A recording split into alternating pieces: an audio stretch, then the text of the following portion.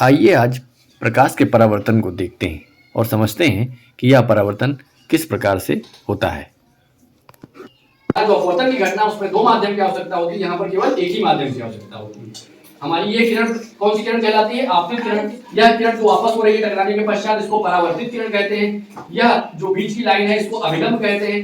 इस अभिलंब पर, अभिलंब से और जो हमारी आपतित किरण है इसके बीच का जो कोण है, इस कोण को हम कौन सा कोण कहते हैं? आपतन कोण कहते हैं। और ये अभिलंब से जो किरण वापस हो रही है, परावर्तित हो रही है, उस किरण के बीच का जो कोण है उसको परावर्तन कोण कहते हैं। आप एक और रोचक चीज देखिए, यहाँ पर हम ये एंगल आई और एंगल आर लिख रखा है, यानी कोण आई और कोण आर, आपतन कोण और अपवर्तन।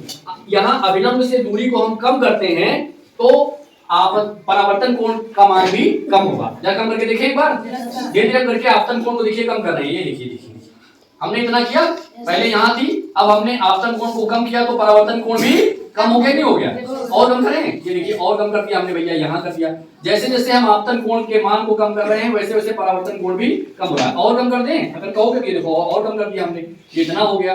अब हमारा आपतन कोण इतना बचा तो परावर्तन कोण, हमेशा आपतन कोण परावर्तन कोण के बराबर होता है। और जैसे ही हम यहाँ पर अगर सीधा ले जा करके रखेंगे तो हमारा ये एकदम सीधे उसी रास्ते पर वापस हो जा रही है, इसलिए दोनों किरणें यहाँ पर आपको नहीं दिख रही। आप देख सकते हैं यहाँ पर अगर हम अभिलंब पर ही प्रकाश किरण को ले जाते हैं तो हमारी दोनों किरणें दिखेगी नहीं।